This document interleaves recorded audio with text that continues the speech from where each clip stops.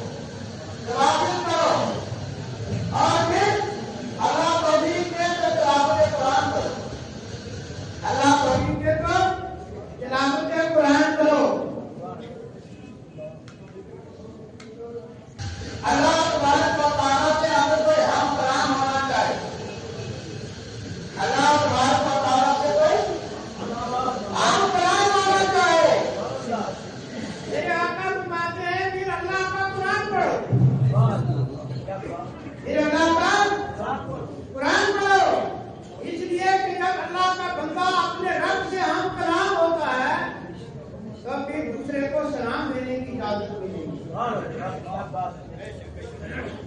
سلام دینے کی بھی اجازت نہیں. اللہ کا بندہ جب نماز میں پڑھا ہوتا ہے تو نماز کے فضائل بھی قرآن کی تلاوت کی وجہ سے آئے. آج جب رمضان میں پڑھا ہوتا ہے قرآن پاک کی تلاوت کرتا ہے اور وہ تحقیق والا سلسلہ ہے. ایک طرف کلام الہی ہے اور پھر اس کے ساتھ ارشادات رسول اللہ ہے اور ان دونوں کے ملنے کا نام نماز ہے. اللہ کا کلام، اللہ کے پاک پیغمبر کا کلام، اللہ کا فرمان ارشاد اور اللہ کے نبی کا ارشاد، جب دونوں وظیفے جوڑے جائیں اس کا نام نماز ہے. اس کا نام نماز ہے. آپ یہ کر کے کہتے ہیں اللہ اکبر. اللہ اکبر کا کلمہ بھی نبی پاک نے بتایا. نماز کی نیند کرو تو اللہ اکبر میں اپنے تعلق کا بات لے جاؤ. یہ سرکار کے ارشاد سے نماز شروع ہوئی اور پھر نبی پاک علیہ وسلم کے ارشاد کے بعد سرکار نے وظیفہ فرمایا کہ اللہ تعالیٰ کی ثنا بیان کرو. اللہ کی ثنا بیان کرو اور نام سبحان سے. نام سبحان کچھ جگہ پر استعمال ہوتا ہے جہاں کسی بہت بڑے ایک مسئلے کا آواز ہو، جیسے سبحان الذی اسریٰ بعبدہ لیلا، ہے نا.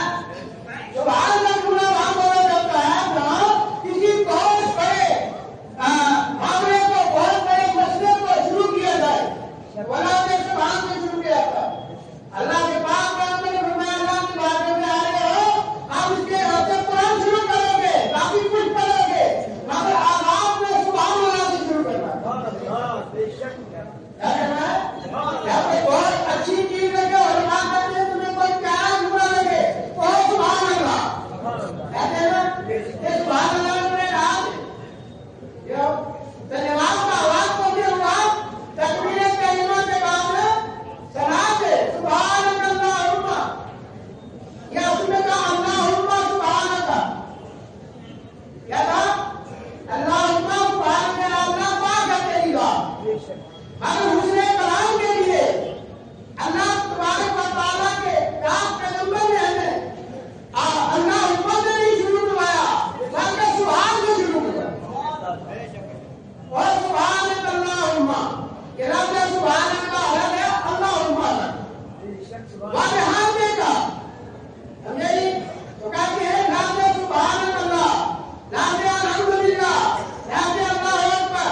یہ تین جملے وہ ہیں کہ جو جنت کے مخصوص دروازوں کی چابیاں ہیں.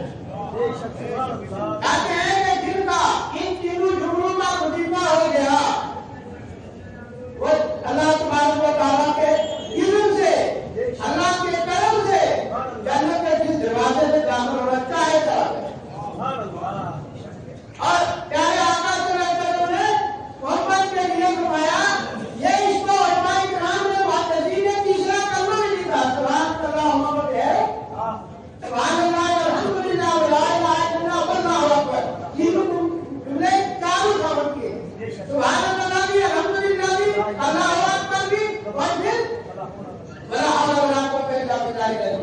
سمجھو نا یہ جو ہے حسبنا اللہ نعم الوکیل ولا حول ولا قوت الا باللہ العلی العظیم، جس پر مستقل ایک حدیث ہے، مستقل ایک حدیث ہے. اور ہمارے مشاہد خطبات کے طور پر یہ پڑھتے ہیں حضور وہ کے پاک کا وظیفہ رہا حسبنا اللہ نعم الوکیل، حسبنا اللہ نعم الوکیل. آج خاندوں والے یہ وظیفہ خطبات کے طور پر پڑھتے ہیں. اور پھر لا حول ولا قوت الا باللہ. میرے آقا صلی اللہ علیہ وسلم کو جب کوئی مہم آتی، کوئی مشکل درپیش آتی اور دیکھا کہ جہاں کوئی شیطانی مداخلت نہیں، دین میں دین کا دین آ رہی ہے تو آپ فرماتے ہیں میری امت فوراً آپ کا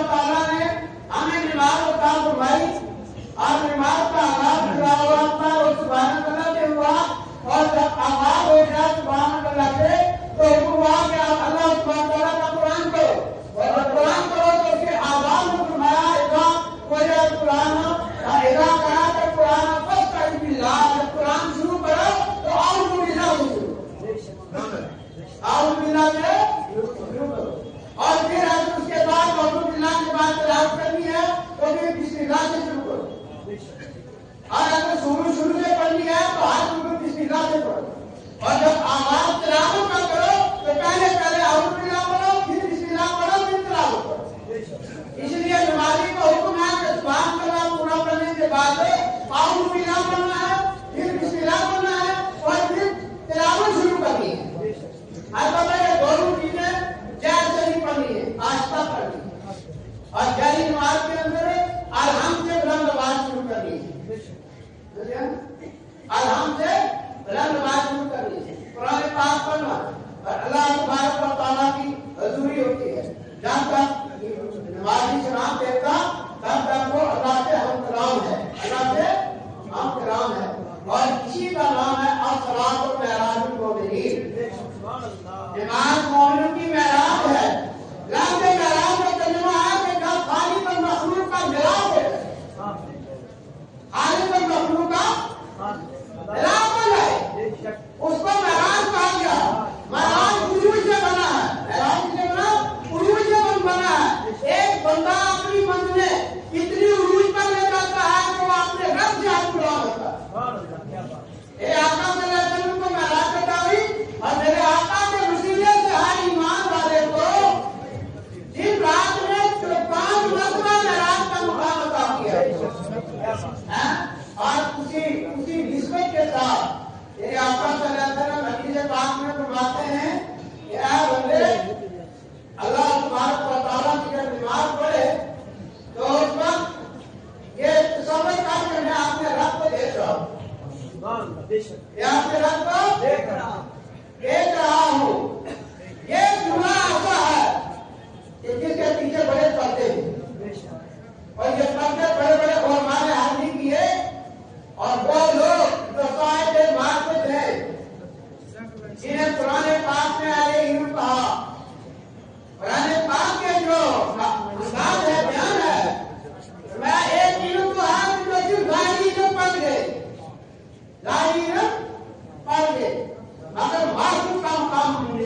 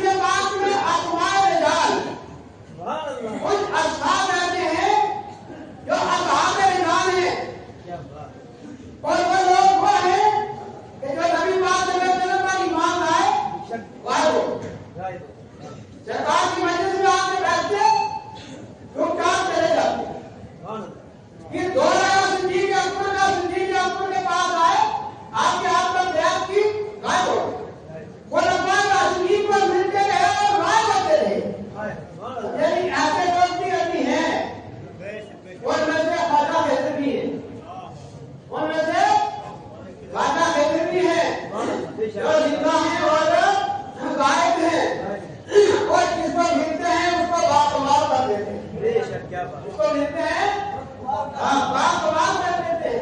अब वो पीछे वाले ने देखा तो हुआ आज तस्वीर शुरू के कौन आलिम दीन के कहेंगे कि ये तो हाल वाला, उन्हें सोचा ये हाल वाले। अब वही जुड़ने लग गए कि जो मैं बना रहा हूँ किताब में तो हदीस भी लिखी है। फिर वह तलाश में लगे कि इस किताब का, इस हदीस की किताब का असल नुस्खा तलाश किया जाए। असल नुस्खा उन्हें तलाश किया तो उनके शाम पहुंचे। असल नुस्खा तलाश किया शाम की लाइब्रेरी से वही किताब बरामद की, तो उस किताब असल किताब में वही चीजें बात जो बहुत बुरी होता जो बहुत बुरी होता समझे ना?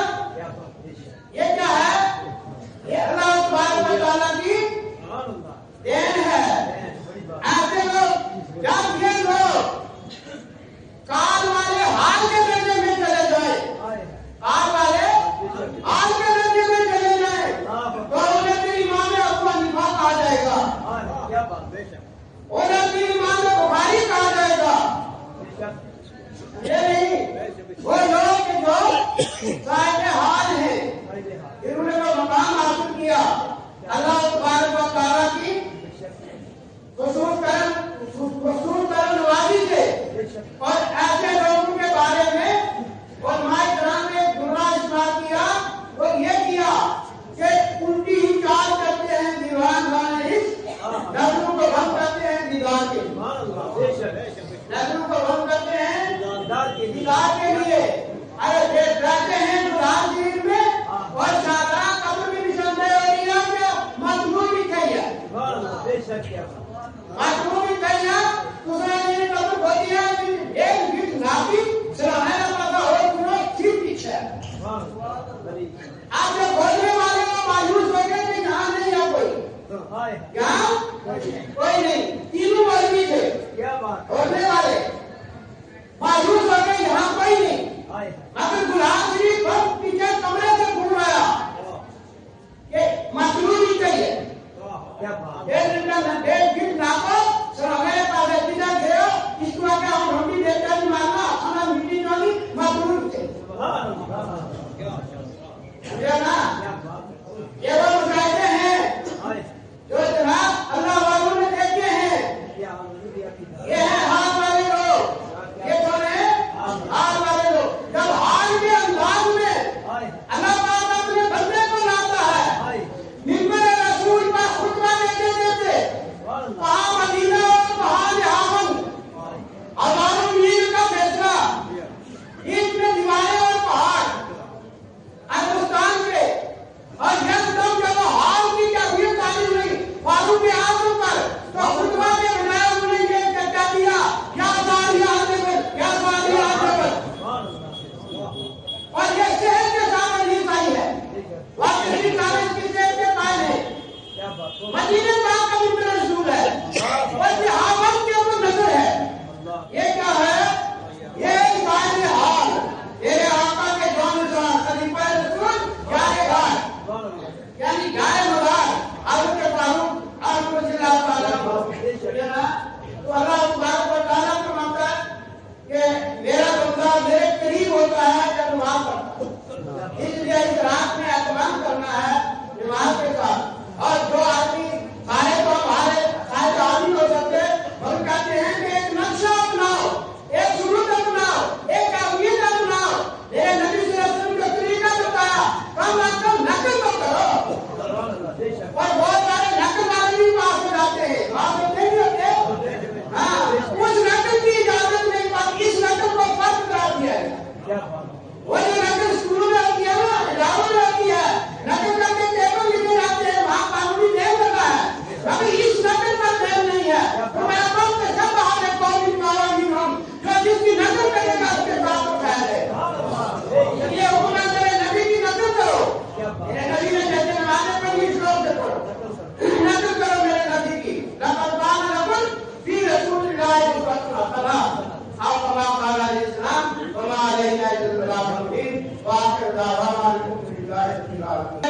جن ہوگا